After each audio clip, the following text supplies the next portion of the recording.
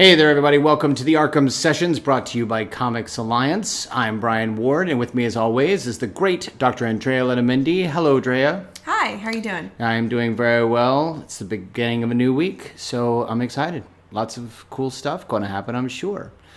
This is the Arkham Sessions, guys. It is our job to analyze every episode of Batman, the animated series. Andrea, you are the psychologist. Explain what it is we do here. Well, every week we focus on one episode of Batman, the animated series, and we try to lift out the psychological science of each episode and talk more about how those themes and topics are relevant to our everyday lives. And it is a psychological podcast, meaning we focus primarily and pretty much exclusively on the psychology of the show. I would even go further to say on the psychology of Batman characters, narrative stories. Essentially, these stories are not unique to Batman the Animated Series. We've talked about how these stories are based off of comic book stories. There's relationship to films. So it's not specific to BTAS, but as we've talked about before, that show introduces a lot of backstories and backgrounds of these really important and very popular characters. And one of the reasons why we're bringing this up now is because this episode in particular deals with one of those things you just mentioned, a backstory, which is one of those things that you absolutely love to have. You love to see where characters came from so that you know how they're doing in terms of progress. Right. And this week we're doing Robin's Reckoning Part 1. We were going to do both volumes, but we took a look at both volumes, and frankly, there is a lot of great stuff to cover, especially in this first episode where we basically get Robin's backstory, Dick Grayson's backstory. Yeah. So let's focus on Part 1 for this episode, and we will focus on Part 2 for next episode. Let's get into it. We are watching Batman and Robin sitting on top of a building waiting. If I knew it was going to take this long, I would have brought my homework. Waiting for this extortion racket, and these saboteurs to do their thing. Batman is as patient as we have ever seen him. You sure about this extortion ring? Uh-huh. It's been 4 hours. Uh-huh. You still think they'll show? Uh-huh. Robin, on the other hand, ready to go. He's antsy. Yeah, he's eager, but I think it's developmentally normal for him. Yeah. He mentions that he could have been doing his homework. So it's a reminder that he's in college. He's still, we would probably guess, maybe late teens. Yeah, it's kind of weird because in the one episode where Fear of Victory, his good friend is a senior at college because he is then drafted into professional football for the Gotham Knights. So presumably you wouldn't necessarily have a freshman who's hanging out with a senior like that, but we'll say he's 18, 19, somewhere around there. It could happen. Identifying and understanding his age is important because the way that the story unfolds. Yeah. So I like that they started off reminding us that Dick is still in college. Yeah. So Batman has years on him. He has experience that Robin doesn't have. And it's an interesting dynamic where Robin really just wants to get his feet wet and get going here. He's very eager. And Batman is demonstrating a lot more patience. Yeah. And determination in a different way. So there's something I love about Gotham City, and that's that the criminal element certainly are snappy dressers. When the saboteurs actually scale a building that is currently being constructed, and they're going to sabotage the building so that there's a major accident or that something happens, they're all wearing suits. You know, I think that's interesting that you gotta look nice. Everyone climbing up onto this, not scaffolding, but all of this heavy machinery, and you're on the beams. One of the guys, I noticed his jacket even buttoned.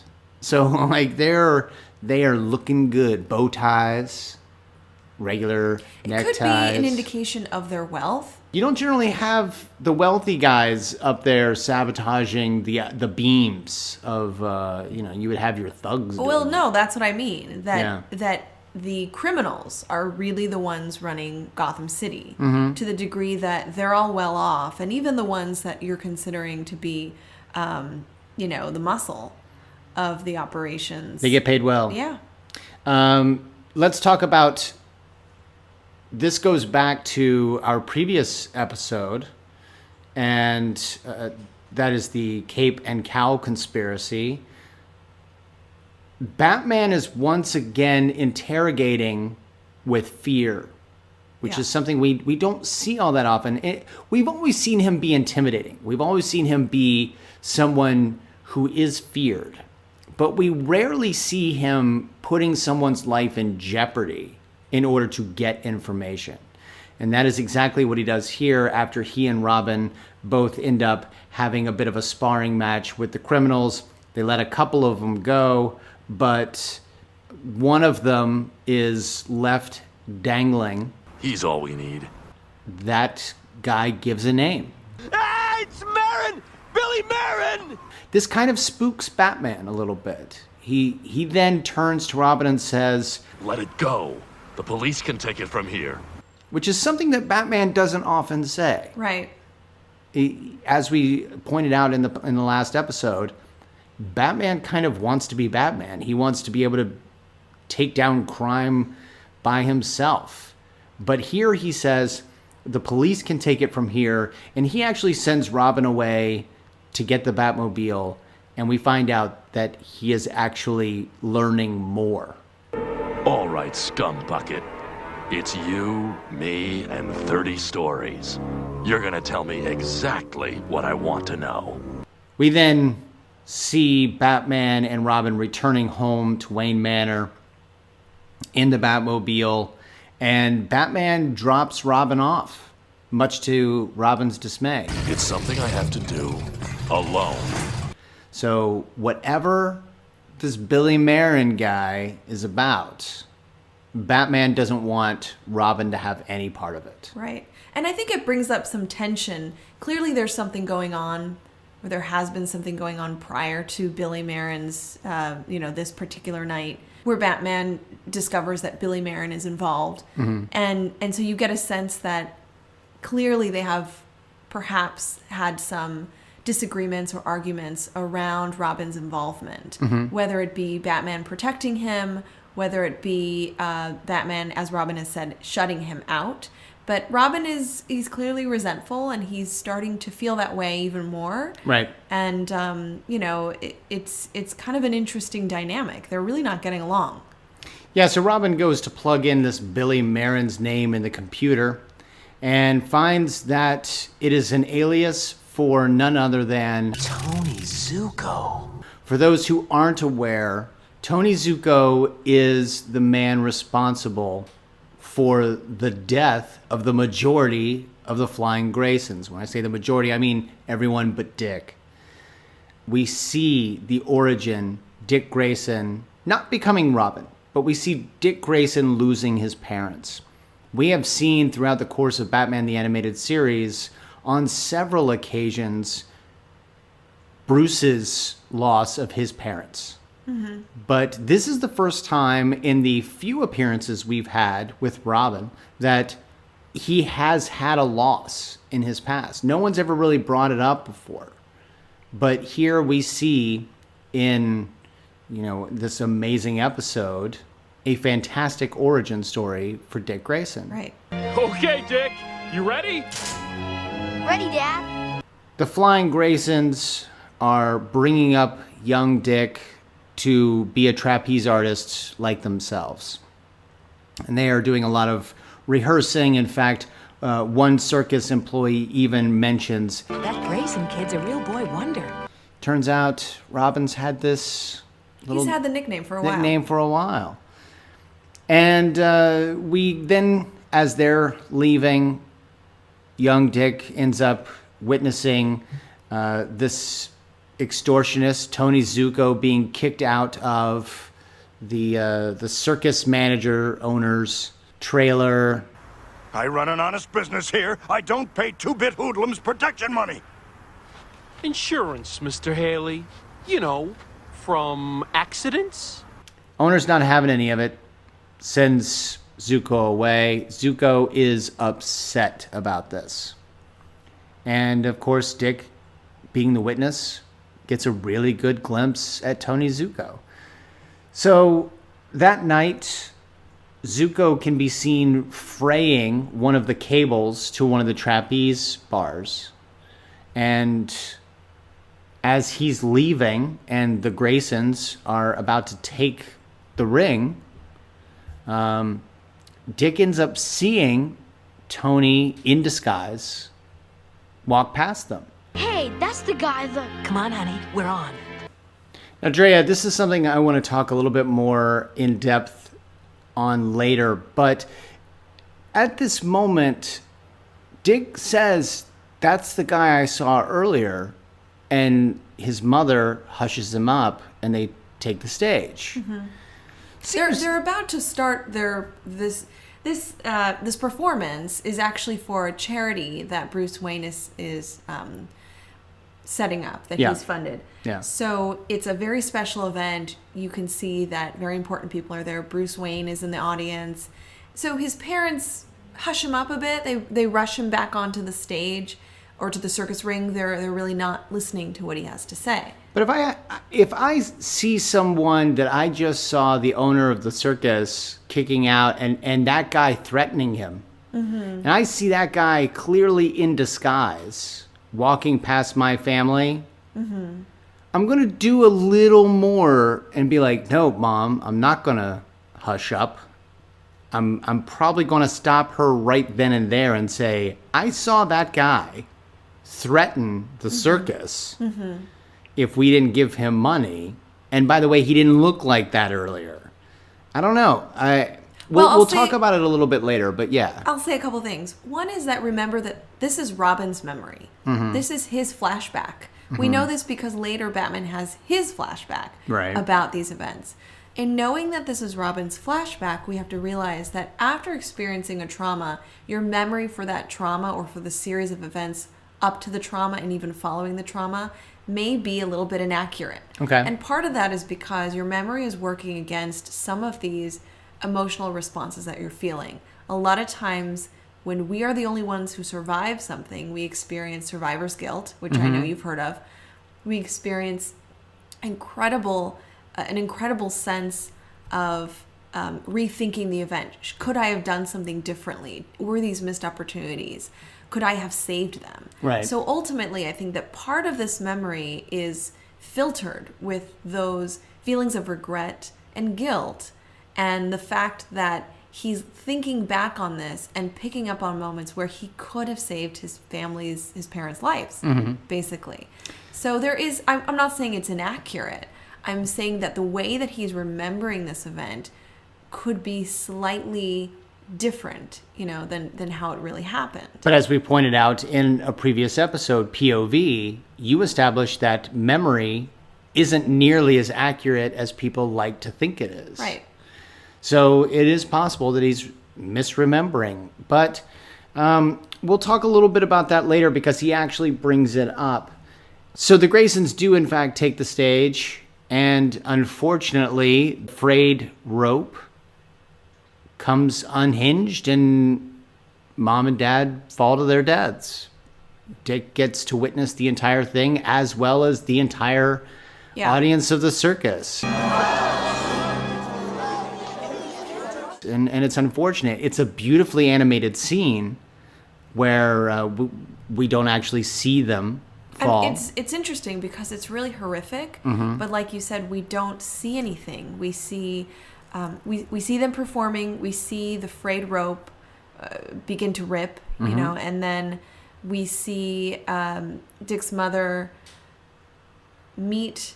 She takes a leap to meet his father in this performance, and then the rope comes back broken. Yeah. And that's all we see. And of course we hear a gasp from the audience, but really we don't hear much, we don't see anything. It's really as little as you see, it's still very, very scary and very horrific. It's a great scene.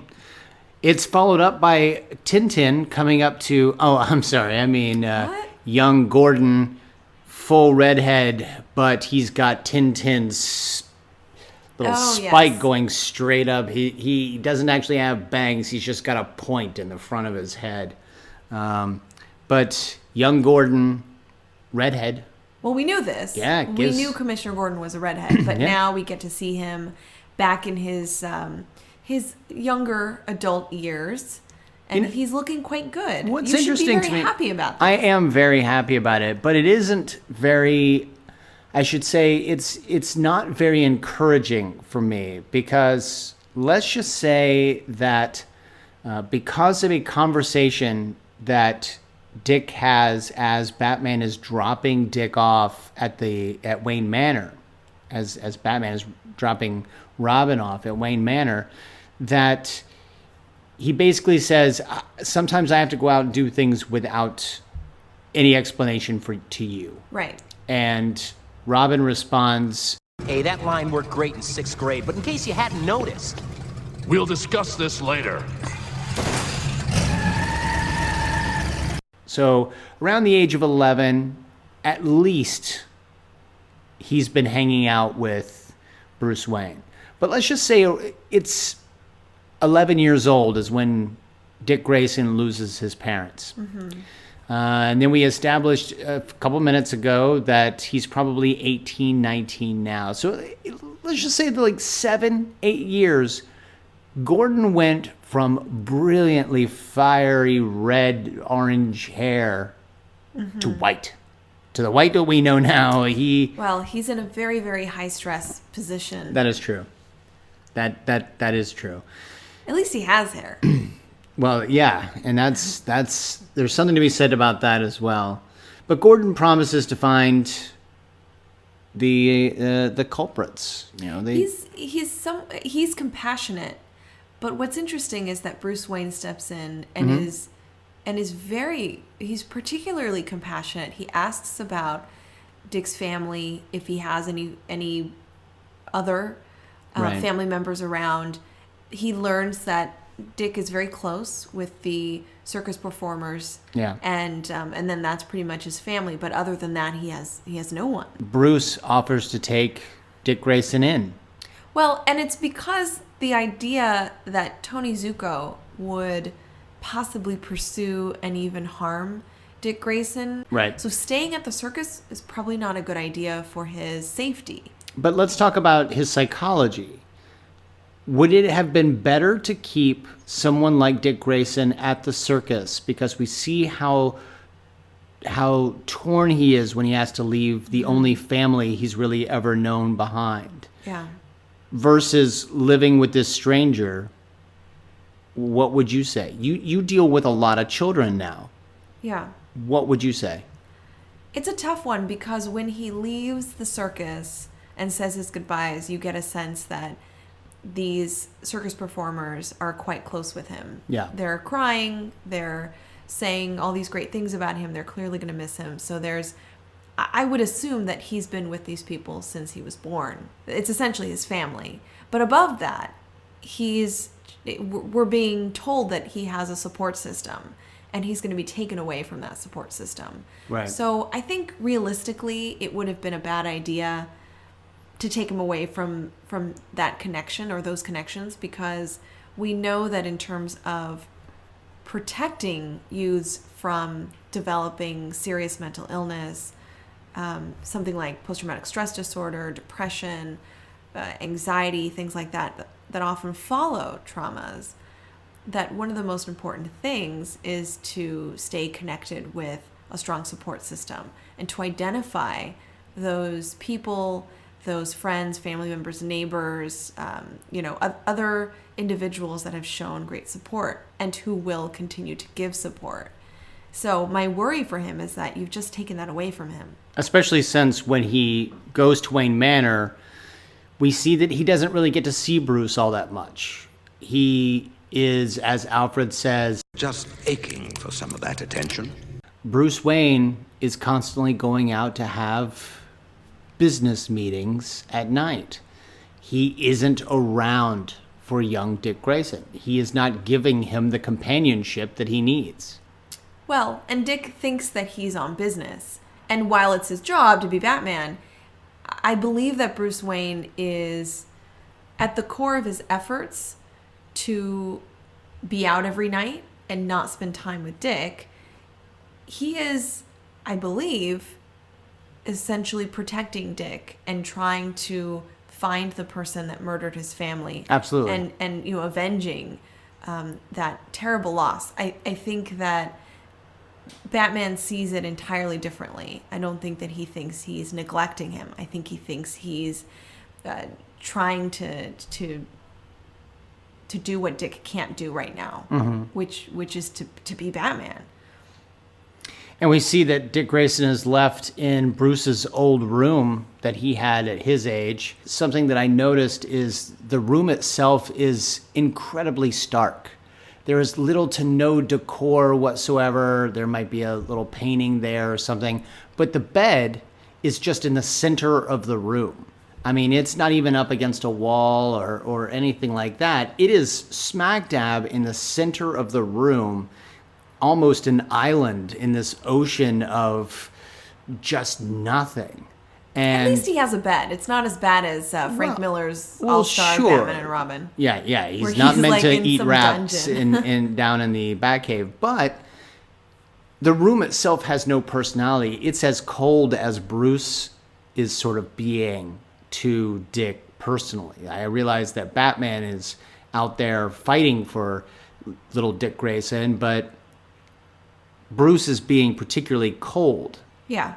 And Alfred acknowledges that, and Bruce agrees with him. So he tries to offer some time with him. Yeah. He does try to make a connection with Dick, and they have this a really incredibly heartwarming yet a very sad story that they share together, where Bruce asks him how he's doing and reassures him that things will get better. You keep thinking, if only I'd done something differently. If only I could have warned them. But there isn't anything you could have done. There isn't anything either of us could have done. Your mom and dad? Does the hurt ever go away? I wish I could say yes. But it will get better in time. For you. Things will get better for you. Yeah. As if he's saying, I'm a lost cause. Things will never get better for me. I might not to get that fulfilling life that you have an opportunity to have. I don't have that chance anymore. And so, again, it's kind of this, it's a very sad conversation that they have. It's hopeful for Dick, but it's incredibly sad to hear Bruce Wayne, kind of express his beliefs about his own future. It's funny when you mention it that way, it reminds me of Darth Vader speaking to Luke, where he's just like, nope, not for me. Yeah. It's too late for me. And I kind of see it the same way, where Batman is trying to prevent Robin from becoming a lost cause, which is why he drops him back off at the Batcave. Mm-hmm. But yeah, you kind of get that sense that Batman has already resigned himself to the idea that he will forever be Batman. Right. And there will be no comfort for him. And it may explain why he's somewhat distant, or just naturally he didn't spend a lot of time with Dick and he left him alone for long periods of time. It wasn't a deliberate neglect. It may have been that he really didn't want to form that connection, really didn't want to become a mentor to Dick because he didn't want to see Dick grow up to be just like him. But like you said, he is out there on the streets trying to find Tony Zuko. In fact, at one point, we see that he is in disguise, out in the alleyways, throwing dice. Tough luck. Maybe I can change the way they roll. And what's interesting to me is that Bruce looks almost identical to the way he looked in The Forgotten. Oh, yeah. That's sort of that's a go-to disguise for him. Whiten the hair, put on the newsy cap, give yourself some 5 o'clock shadow. and a pea coat and then go roll some dice. But he's trying to find Tony Zuko. Can't help wondering how he's keeping out of sight. You do an awful lot of wondering with someone we ain't ever seen before. I did find it interesting that he seems to sort of have a go-to costume.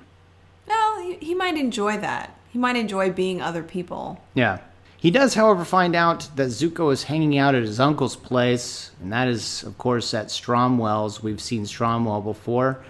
Batman goes and visits, and this particular set of scenes or series of sequences, I don't think I have ever seen Batman presented better in Batman the Animated Series. The animation is fantastic. You see him in mostly shadow and just glimpses of light, and he's not the Batman that we've been seeing. No. This one actually looks a little more terrifying Yeah. than most times that we've seen him. And his personality is somewhat darker. Yeah. He's not cracking those terrible jokes. I'm not even sure if he smiles in this episode. It is very dark. It's very serious. I can see why it got such acclaim, such attention. And he lets Stromwell know that he wants Zuko bad. Real bad. Of course, Stromwell explains that Zuko's not there. He hasn't seen him. Of course, we know that he's completely lying because Zuko is listening in. Batman leaves, but not before bugging the room. Zuko comes in, all celebratory, but Stromwell's not having it. He's really upset that this kid has started bringing the heat down on the Stromwell household. Fool! You and your penny anti-extortion racket! Look what you brought on my house! Hey, come on! Stop already. We can handle the Batman. No, buddy boy, this time you've gone too far. Batman then comes after Zuko because he's heard the entire thing go down. He nearly gets him, but sadly loses him. And that's what brings us up to current day. Dick is yelling into the radio over to the Batmobile. You can't take this one. Zuko's mine. Sorry, Robin, but on this team, I call the shots. But I've waited half my life. Batman out. Oh no, he's not gonna ace me out. He's not going to just sit back and let Batman take the one thing he's wanted half of his life. So he gets onto his Robin cycle and rides off, and he is going to go try to find Zuko himself. And that's basically where this episode ends. There is so much to talk about in terms of Drea. I'm dying to know, how is Dick Grayson now versus how he was when he was 11? Well, let's first talk about how he was coping shortly after his parents' deaths. He was pretty much left alone at Wayne Manor. Bruce was off doing what Dick imagined was his business, business meetings. And of course, Alfred was around, but he couldn't be, Alfred just simply can't be that father figure or mentor that someone like Bruce could be. And so we do know that there was a lack of social support. There was a lack of parenting. We didn't get a lot of information about, was he in school? How were his peer relationships? So there's a lot of missing information. But even getting to see those moments where he's alone eating dinner and where he has that really just very meaningful conversation with Bruce about connecting over both of them losing their parents in a very tragic way and understanding how to move forward, and Bruce encouraging him that things are going to get better, while implying, of course, that things never got better for him. Right.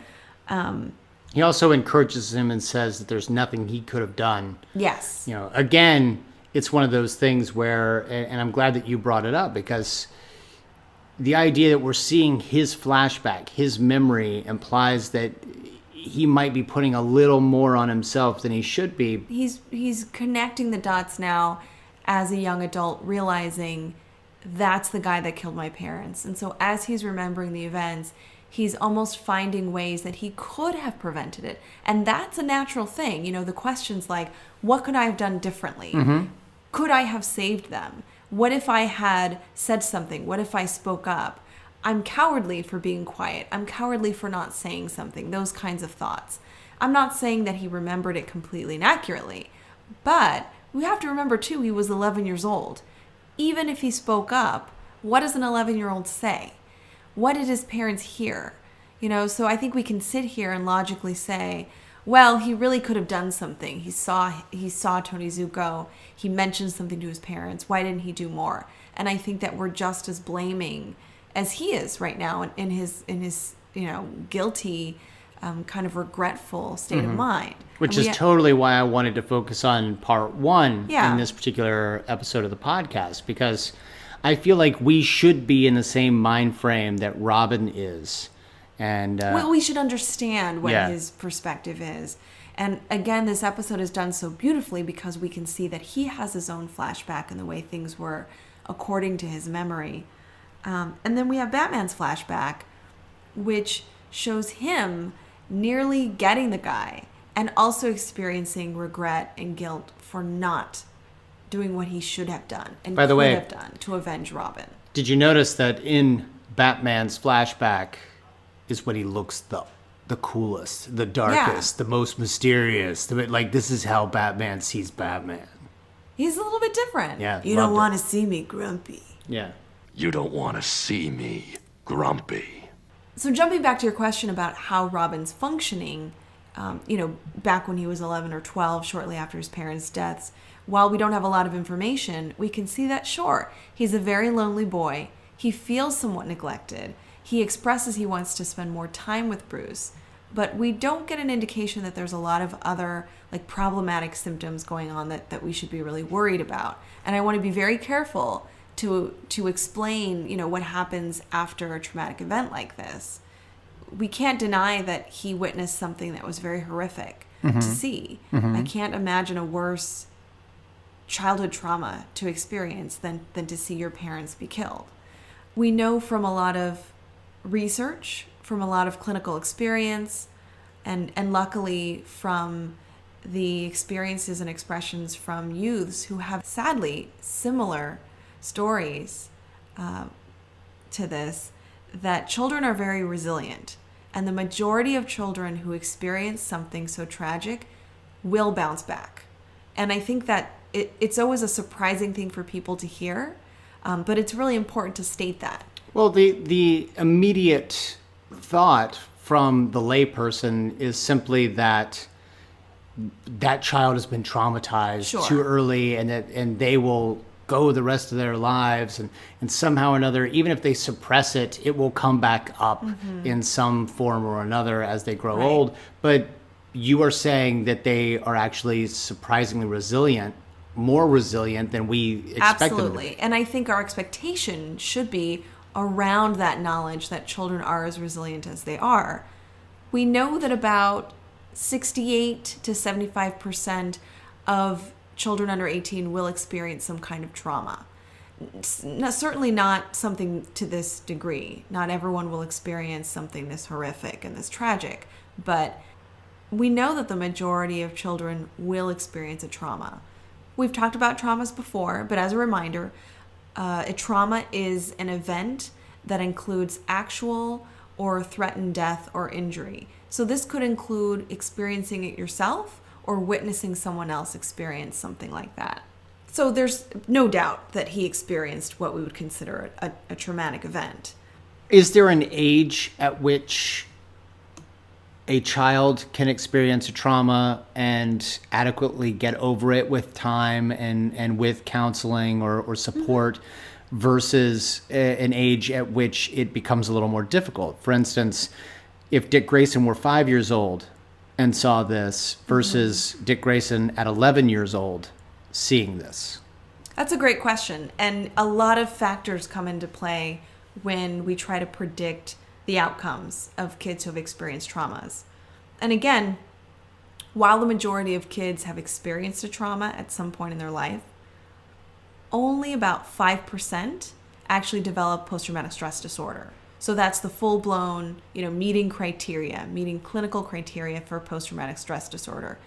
5%. It's a really low number.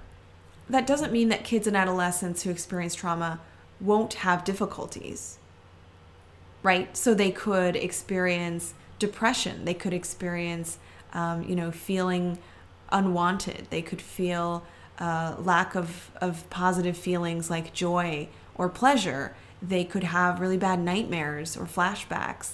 They could be socially isolated. They could think about suicide. I mean, all these things aren't necessarily packaged into that post-traumatic stress disorder, diagnosis, but would certainly, of course, demand attention and possibly require treatment.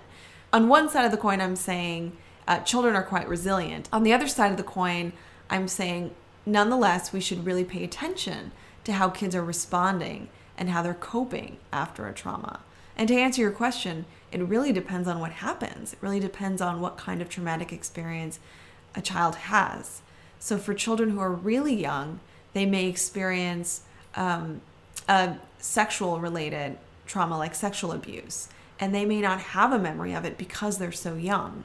And one might even expect that they can recover from that with, in a very healthy way, with a lot of resiliency, and not even need something like therapy. On the other hand, if a child is older, let's say, Dick is, we're assuming 11 or 12 when he experiences his parents' deaths, that's certainly an age of concern. Now, I want to make it very clear here, just as a sort of public service announcement, we're not suggesting that if you traumatize a child at a young enough age, you're in the clear. No. Just because they're too young to necessarily remember later, we don't want to suggest that anyone go out and go, free pass. No, and there is actually a lot of research in developmental psychopathology that actually looks at what you're saying right now. What are the different impacts of trauma depending on factors like age, neurodevelopment, academic level, intellectual level, type of trauma, social support after a trauma. All these things that are really actually part of this very complex development of resiliency and unhealthy coping that follows a trauma. So I think a better way maybe to answer your question is there is a spectrum of functioning following traumas. On one end of the spectrum, you might expect to see some problematic symptoms related to PTSD, depression, suicidality, isolation, so forth. On the other side of the spectrum, you might see a lot of healthy functioning or healthy coping. Somebody who's able to learn from that particular traumatic event, turn it into something positive, turn it into something that, of course, we might even point to Batman as someone who's been able to develop this really dedicated mission to turn the loss that he experienced into something that is meaningful to him and fulfilling to him. One might even call it, I don't know, for lack of a better term, fanaticism. Oh, no. Oh. There you go again. So so I think your questions are great, but, again, it's a very complex, the brain is very complicated. Mm-hmm. So we can't really ever predict, that child's going to get PTSD or that child won't. So let's talk about Dick Grayson now versus then. We've explained that he may or may not carry residual trauma. We don't really know much about his support system afterward. We only know that he wasn't getting any for a little while. Mm-hmm.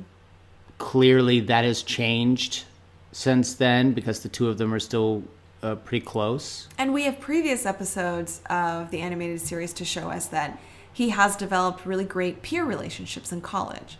Mm-hmm.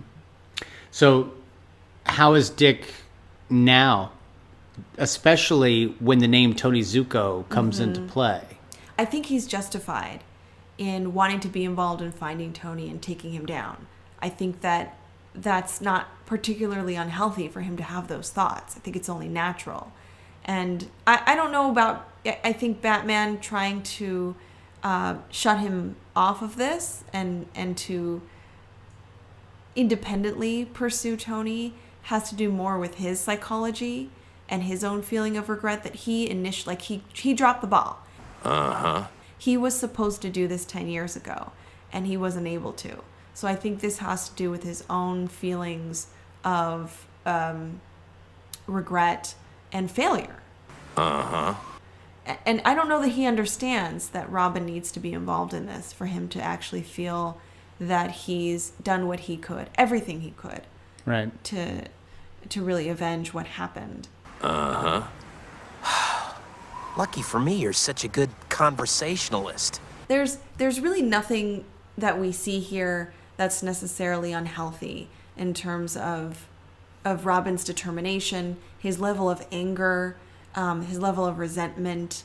I think that's all natural. I think that's all, as I said before, developmentally normal, as well as emotionally. Of course he wants to be involved in taking down the man that killed his parents. And we're not seeing things that we would be concerned about. So we're not seeing him have nightmares about the original trauma. Right. We're not seeing him develop really unhealthy relationships because of the trauma. We're not seeing him have unhealthy, harmful thoughts like I want to end my life or I want to hurt myself because this world isn't worth living in. Some of these things that we might see in real life that we would be worried about. So yeah, I'm very excited to see what might happen to young Master Dick Grayson and older Master Bruce Wayne, two people who are very much cut from the same cloth, but maybe have different outcomes in their lives. I think Bruce is hoping that Dick has a very different outcome, and that's why he's so determined to get Tony. And I think it's a really nicely written episode. Yeah. Again, a little bit darker, but it has that theme around choosing your destiny and, understanding that bad things happen to us and that we can choose to make different meanings from that. So it's particularly if you have a support system around you. Well, yes. I mean, that's a huge part of your ability to really get out of the darkness. But I like that there's an emphasis on, it's really not so much about the idea that something bad happened to you, but that it's what you do with that traumatic event. It's how you make meaning out of that and how you move past it.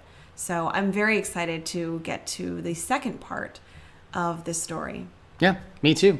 And that's coming up next week, Robin's Reckoning Part 2. Until then, you can follow us on Twitter. We are at Arkham Sessions.